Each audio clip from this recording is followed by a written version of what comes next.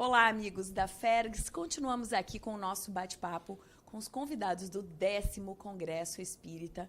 E aqui conosco agora ele já é da casa, Sérgio Lopes, médico psiquiatra, amigo da Fergs, está lançando este livro aqui durante o nosso congresso, do Semeador aos Talentos. E também tem um capítulo do Sérgio no nosso livro, Educação com Jesus, a Conquista do Reino de Deus, o livro do nosso congresso. Antes de tudo, muito obrigada por estar aqui com a gente. Sempre um prazer te receber, Sérgio. Prazer é sempre meu, né? É uma alegria poder participar dos congressos da Federação Espírita do Rio Grande do Sul há tantos anos e que já nos sentimos absolutamente em casa para poder compartilhar as oportunidades que nos são oferecidas. Que coisa boa. Vamos começar falando um pouquinho desse tema maravilhoso do nosso congresso, Educação com Jesus, a Conquista do Reino de Deus. É um tema bem apropriado para esse momento onde nós vivemos, né, nesse mundo de transição, com tantos problemas, com tantas pessoas com esse vazio existencial, com tentativas de suicídio e suicídios efetivamente crescendo no Brasil e no mundo. A gente precisa dessa educação com o mestre, Sérgio. Eu penso que sim. Acho um tema muito interessante que nos obriga a fazermos uma reflexão mais profunda do que seja efetivamente uma educação com Jesus e o que seja realmente esse estabelecimento da conquista do reino de Deus. Porque se nós não mergulharmos um pouco no sentido dessas palavras, nós ficamos com um título muito bonito, né? Muito amplo e que na prática pode não dizer coisa nenhuma, né? Porque se perguntar para as pessoas o que seria o ideal de uma educação, todos os cristãos poderiam dizer, uma educação com Jesus. E para que nós estamos aqui? Para conquistar o reino de Deus. E de que forma? Não se disse nada se ficar só nisso, né? Porque a pessoa sai dali e não aplica, não sabe como utilizar esse conceito. Então eu acho que o nosso desafio nesse evento é exatamente poder pormenorizar o que pode significar educação. E o que é isso de conquistar o reino de Deus? O que é conquistar o reino de Deus? Aonde se conquista o reino de Deus? Né? Então, eu acho que são essas as propostas que estão sendo examinadas e nós estamos aí para pensarmos juntos com os participantes. Eu assisti a tua palestra ontem, tive esse prazer e os amigos também têm a oportunidade de assistir, porque foi transmitido ao vivo e depois também fica lá, né, no YouTube. Sim. Mas, enfim, onde você fez justamente isso. Numa conversa com o público, alguém da plateia até gritou, Sérgio se aproxima muito do leitor, lembra? Foi exatamente isso, numa conversa muito simples, muito direta. Você fez essa reflexão em aspectos bastante interessantes, que a gente pode falar um pouquinho agora, né? Jesus falava em 3 níveis. Isso também está aqui, né? Está no livro do Semeador aos Talentos, nas parábolas, aqui que você abre para reflexão. Vamos falar um pouquinho sobre isso, em que níveis, e esse novo Jesus que você disse também, que descobre e conhece todos os dias. É verdade, é um novo Jesus porque somos nós que nos renovamos, né? O Cristo ele tem esta peculiaridade da sabedoria profunda que a gente, à medida que vai avançando na nossa visão, vai descobrindo um Cristo novo. Vários autores desdobram estas possibilidades que Jesus nos ensina e citaríamos brevemente aqui Pestalozzi, Allan Kardec, André Luiz através de Chico Xavier, irão nos falar das mesmas questões de formas diferentes. Pestalozzi, por exemplo, falava de 3 estados. O estado natural, que seria um estado original, espontâneo, que é o da natureza intrínseca do ser humano. Um estado social, que é conquistado através das relações. E o estado moral, que seria a culminância desse processo dentro da consciência, atingindo os níveis da religiosidade que interessa, que é a religiosidade dentro da pessoa. Allan Kardec também examina esse mesmo tema dentro das leis morais, dentro das suas várias leis, nas gradações que pegam desde a parte do relacionamento do homem consigo mesmo, do ser humano consigo mesmo, as relações íntimas, com a sua natureza intrínseca, com a sua animalidade, com a sua humanidade, né?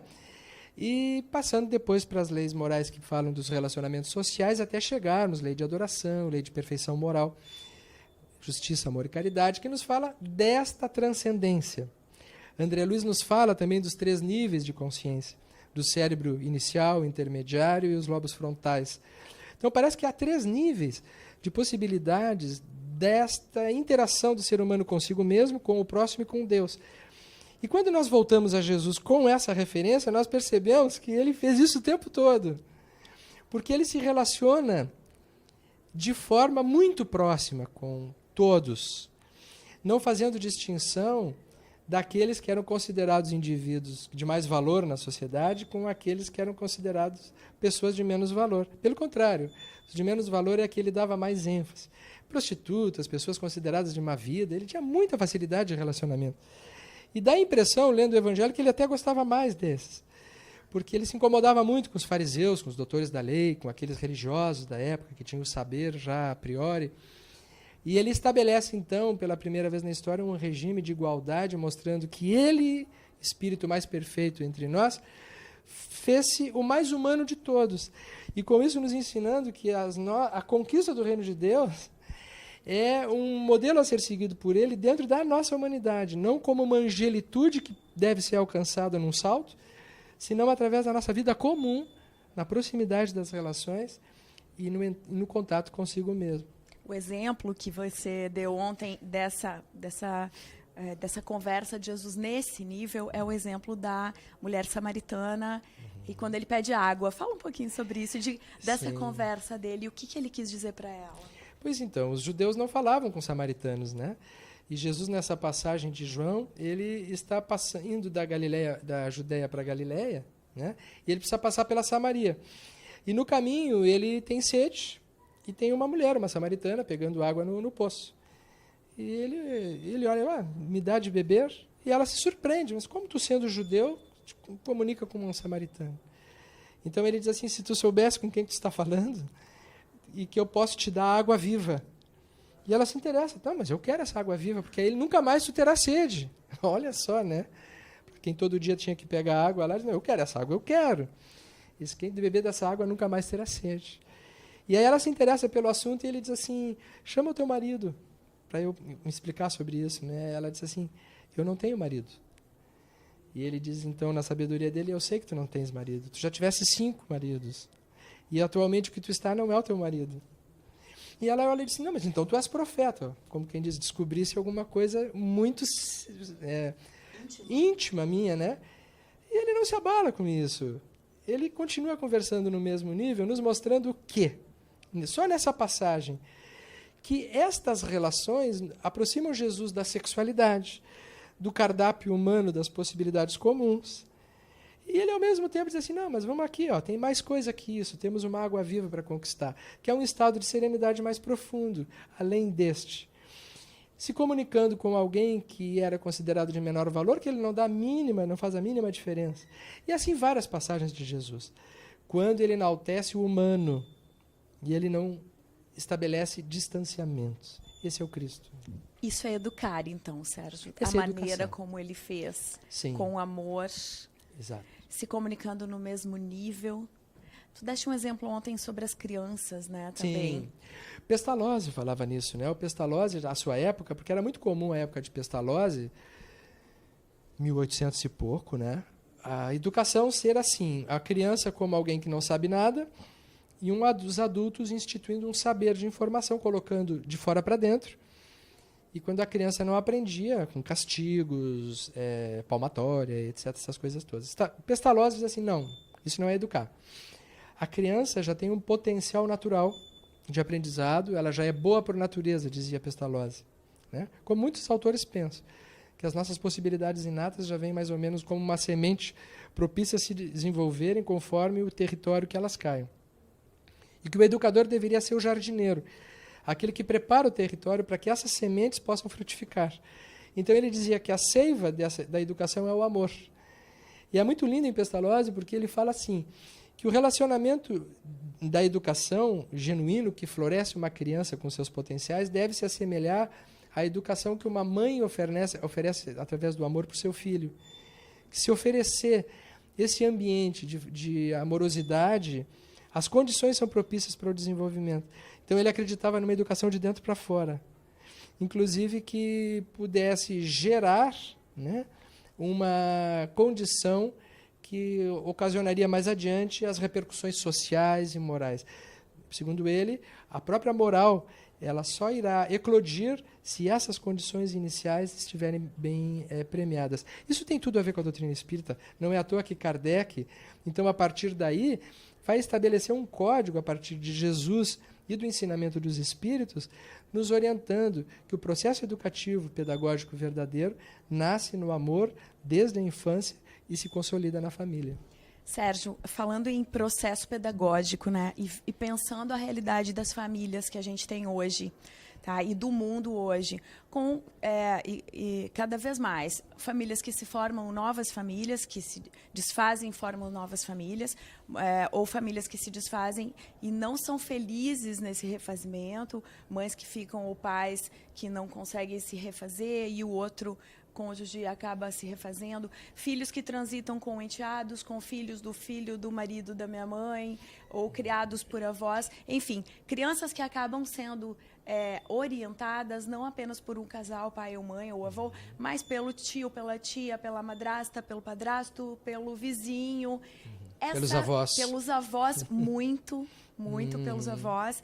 Então, assim, a gente chega à conclusão de que a educação das crianças hoje sempre foi, mas é cada vez mais uma função de todos, e não só da família nuclear. Está esfacelada. E isso, essa dificuldade traz essas consequências que a gente vê hoje também na sociedade, de adolescentes, crianças perdidos. Com certeza. Como é que a gente olha isso pela tua ótica também, espírita e psiquiátrica? É um problema, né? Eu acho que existe uma desconfiguração da família nuclear, que é uma realidade que a gente tem que enfrentar. Isso aí está posto. Agora, isso é o produto de uma época. Eu espero que isso passe, porque da maneira como está. Porque hoje, na forma das relações superficiais e a virtualidade como regra, os vínculos ficaram enfraquecidos, as relações parentais ficaram fragilizadas. E com isso os laços afetivos estão prejudicados também. Não é por outro motivo que a síndrome principal da atualidade é a do vazio. É do vazio. Né? Os índices de depressão, de suicídio, de consumo cada vez mais exagerado como uma tentativa de preencher esse vazio que não se sabe de que natureza é. É natural que, então, essas condições gestem no ser humano e na criança, sobretudo, uma condição de vapor dentro dela. A sorte é que existem os avós, que existem ainda aqueles que se responsabilizam. São esses que garantem a cola interna da personalidade do indivíduo. Porque se depender desse modelo de família onde ninguém é de ninguém, as pessoas não terão elementos de identificação. A identificação é o humano. É o humano, né?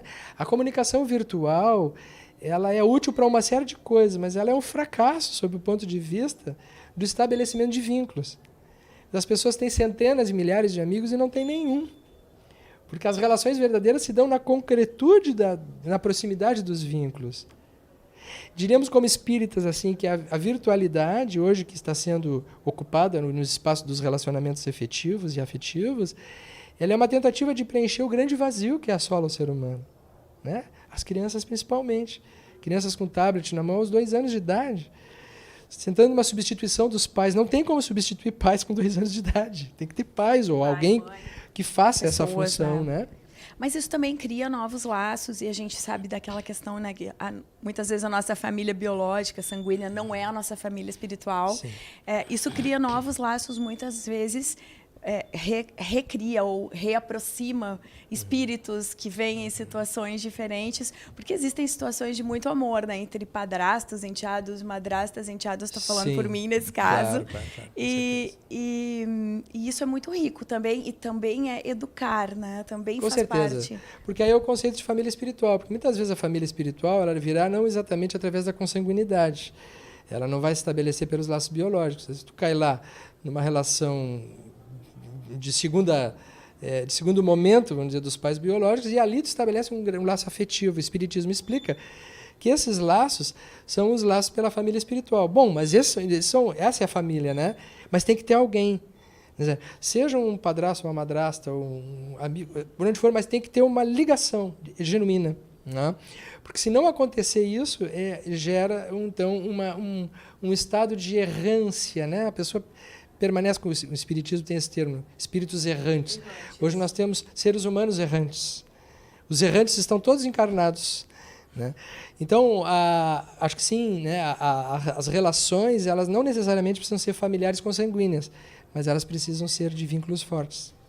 Nesse momento agora, quando a gente traz esse tema de educação com Jesus, como é que a gente faz para levar isso, ou proporcionar essa reflexão de como se encontra o reino de Deus, né, que está dentro de cada um de nós, de como é que é esse caminho, como é que a gente faz numa sociedade permeada por diversas religiões, por diversas divergências religiosas, nem todo mundo é espírita, Claro.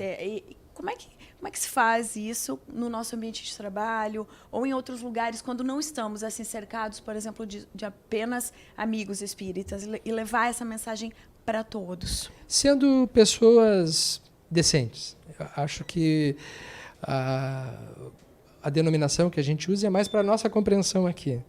Até porque esse é um termo castigado, né? Se a gente começa a usar muito esses termos, a gente parece aquele místico antigo falando de coisas, o reino de Deus, o reino de Deus. Isso cansa, inclusive, para as pessoas que não são religiosas, né?